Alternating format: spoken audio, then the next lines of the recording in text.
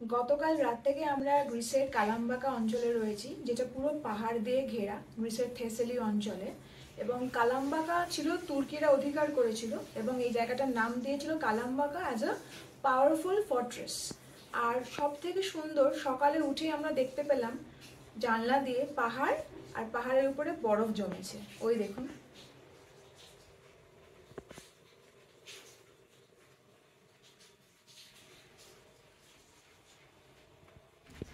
আজকে আমাদের গন্তব্য মিটিওরা মনাস্ট্রিজ।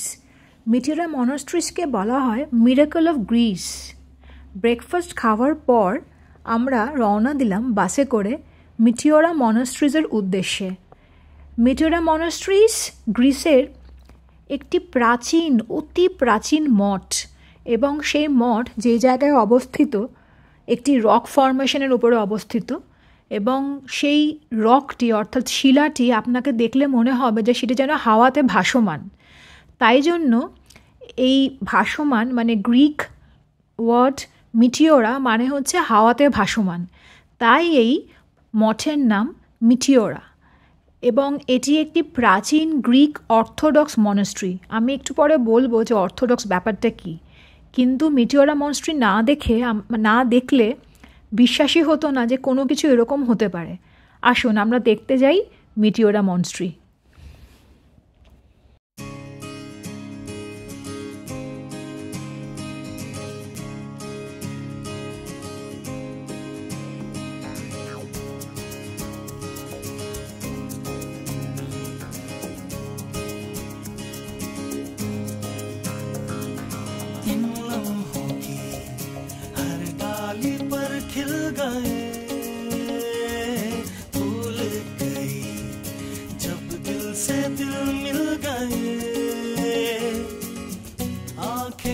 आँखों से कहने लगी है एक नई दास्तां, हल्के हल्के रंग छलके जाने अब क्या होने को है।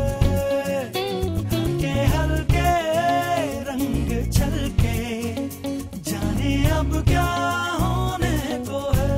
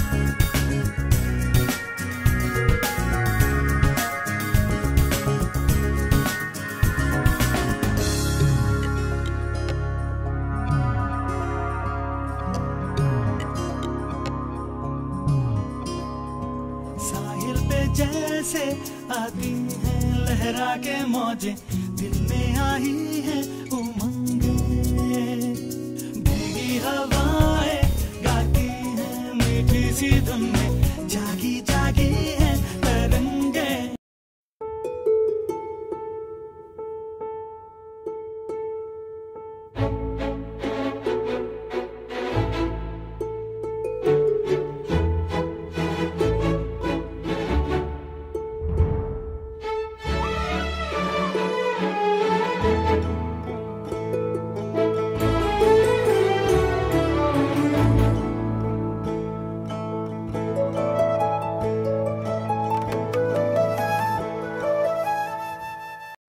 অবশেষে আমরা পৌঁছেই গেলাম মিটিওরার সেই মঠে। একদম পাহাড়ের উপরে তৈরি এই মঠ, মানুষের জনবসতি থেকে অনেক দূরে, যেন শূন্যেই ভাসমান। এই মঠটি প্রথমে তৈরি হয়েছিল নবম ও দশম শতাব্দীতে। তখন গ্রিসের অর্থোডক্স কমিউনিটির হারমিট মঙ্কসরা নিজেদের নিভৃতে সাধনার জন্য মঠটি তৈরি করেন। কিন্তু তারা জানতেন না যে একদিন গিয়ে এই গ্রিসের অর্থোডক্স ক্রিশ্চিয়ানিটি ধর্মরক্ষার জন্যই এই মঠটি এইভাবে কাজে লাগবে। এই মঠটিতে ওঠার জন্য আপনাকে সিঁড়ি দিয়েই উঠতে হবে, এবং এখানে একটি রোপওয়ে আছে বটে, সেখানে শুধু এখানে খাবারের জোগান আসে, কিন্তু প্রত্যেককে সিঁড়ি ব্যবহারই করতে হয়, কারণ এখানকার মানুষ পরিশ্রমে বিশ্বাসী। এই মঠগুলির মধ্যে এখনও ছটি মঠ এখনও ব্যবহার হয়, সেখানে এখনও সন্ন্যাসিনীরা থাকেন। মঠের ভিতরে ছবি নেওয়া সম্পূর্ণভাবে মানা, তাই জন্য ইন্টারনেট থেকে কতগুলি ছবি ডাউনলোড করেছি যাতে বাকিদের দেখাতে পারি। আমরা মঠের ভিতরে একটাও ছবি নিতে পারিনি, শুধু শুনেছি গল্পগুলো। ধর্ম রক্ষা বললাম কারণ প্রথমে গ্রিসের যে নিজস্ব ধর্ম ছিল সেই সমস্ত দেবতাকে সরিয়ে এসেছিল রোমান দেবতা, যখন রোমানরা গ্রিস অধিকার করেছিল। এবং তারপরেতে যখন কনস্ট্যান্টিনোপলের পতন হয়, অর্থাৎ তার কিছু পরেতে, তখন ধীরে ধীরে তুর্কি যখন দখল করলো গ্রিসকে, মানে তার রোমান সাম্রাজ্যের অন্তর্ভুক্ত ছিল গ্রিস, তাই জন্য গ্রিস তাদেরও দখলে এসেছিল, তখন তারা নিজের ধর্ম ইসলামকে ক্রমশ সেখানে প্রসার করতে শুরু করলো। তখন সেখানকার বহু মানুষ যারা খ্রিস্ট ধর্মের অনুসারী ছিলেন, তারা ছিলেন প্রাচীন গ্রিক অর্থোডক্স চার্চের অন্তর্গত। এই গ্রিক অর্থোডক্স আসলে সনাতনী ধর্ম, গ্রিক খ্রিশ্চান সনাতনী ধর্ম। তারা সবাই এই মঠটিতে আশ্রয় নিয়েছিলেন, এবং তারা এই তুরস্কের শাসকের চোখের আড়ালে নিজের কর্মকে বজায় রাখতে চেয়েছিলেন। সেই জন্যই এই মঠগুলি ধর্মরক্ষার জন্য প্রচণ্ডভাবে কাজে লাগে। চার্চের ভিতরে গিয়ে এখানে একটি চার্চও আছে, সেখানে গিয়ে যে কি অসাধারণ ফ্রেস্কো দেখেছিলাম তা আমি ভাষায় বোঝাতে পারবো না। সারা দেয়াল জুড়ে বহু রঙিন ফ্রেস্কো, এবং তাতে অনেকগুলি ঘটনা ছিল। সবার আগে একটা অদ্ভুত জিনিস দেখেছিলাম, সেটা ছিল খ্রিস্টের একদম যুবা বয়স, তিনি হাতে একটি বই খুলে দাঁড়িয়ে আছেন, এবং একদম আপনি যখন চার্চ থেকে বেরোবেন তখন বইটি বন্ধ হয়ে যায়, কারণ জীবনের পাঠ শেষ এবং এখানে যিশু বৃদ্ধ। শুধুমাত্র মঠের ভিতরে সৌন্দর্যই নয়, মঠের বাইরের সৌন্দর্য অসাধারণ। সেদিনকে রৌদ্রোজ্জ্বল দিন হওয়াতে একেবারে চকচক করছিল পুরো মঠটা। প্রাচীন মঠ, পুরো বেলে পাথরের তৈরি, কিন্তু আজও কীভাবে দাঁড়িয়ে আছে। সেই সময়কার ইঞ্জিনিয়ারিং বা কনস্ট্রাকশন দেখলে অবাক হয়ে যেতে হয়। এরকম জায়গায় আমি আগেও গেছি, তুরস্কে। মোটামুটি 333 খ্রিস্টাব্দের পর থেকেই গ্রিস যেহেতু রোমান সাম্রাজ্যের অন্তর্ভুক্ত ছিল, খ্রিস্ট ধর্ম একেবারে সরকারি ধর্ম হয়ে যায়।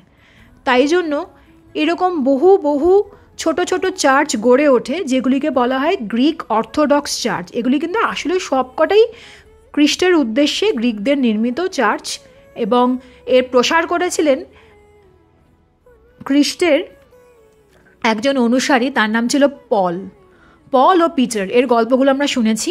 পল গেছিলেন গ্রিসে আর পিটার গেছিলেন রোমে। আর একটা কথা খুব জরুরি, এই ইনফরমেশনটাও আমাদের গাইড দিয়েছিলেন, যিশু কিন্তু প্রাচীন গ্রিক ভাষাতেই কথা বলতেন। তখন একটাই মাত্র ভাষা ছিল, সেটা ছিল গ্রিক।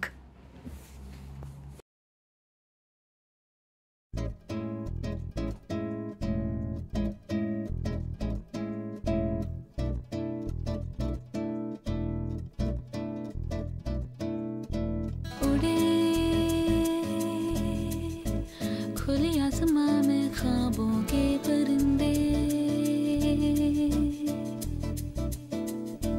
उड़े, दिल के जहां में ख्वाबों के परिंदे। ओहो क्या पता जाएंगे कहाँ, खुली है जो पर कहीं ये नजर, लगता है अब है जागे हम। फिक्री जो थी पीछे रह गई, निकले उनसे आगे हम। हवा में बह रही है जिंदगी, ये हमसे कह रही है जिंदगी। ओहो अब तो जो भी हो सो।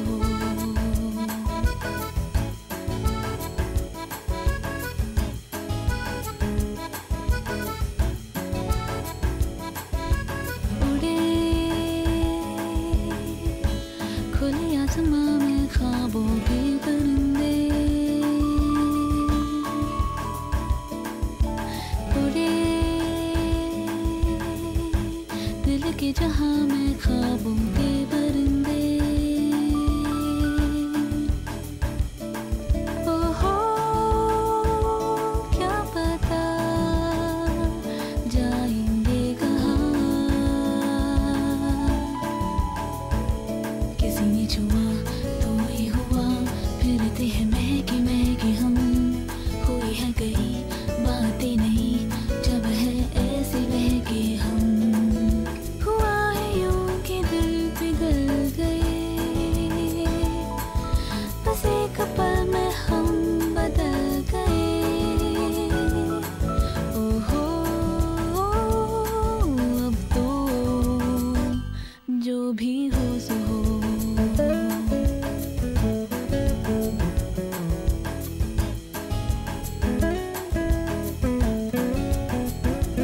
रोशनी मिली अब राह में है एक दिलकशी सी बरसी। हर खुशी मिली अब जिंदगी पे है जिंदगी सी बरसी। अब जीना हमने सीखा है। এই জায়গাটিকে জানেন তো অনেক সময় বলে পৃথিবীর একটি আশ্চর্য। আসলে এখানে সন্ন্যাসীরা 24টি উপাসনালয় এবং আশ্রম নির্মাণ করেছিলেন এই সুবিশাল শিলাস্তম্ভগুলির উপরে। দ্বিতীয় বিশ্বযুদ্ধের বোমা হামলায় অনেক মঠ ধ্বংস হয়ে যায়, তাই জন্যই মাত্র 6টি অক্ষত আছে। হয়তো জেনে থাকবেন এখানে ট্রিনিটি মনস্ট্রিটি ব্যবহার হয়েছিল জেমস বন্ডের cinema for your eyes only ছবিতে। जो भी हो सो हो, जो भी हो सो हो।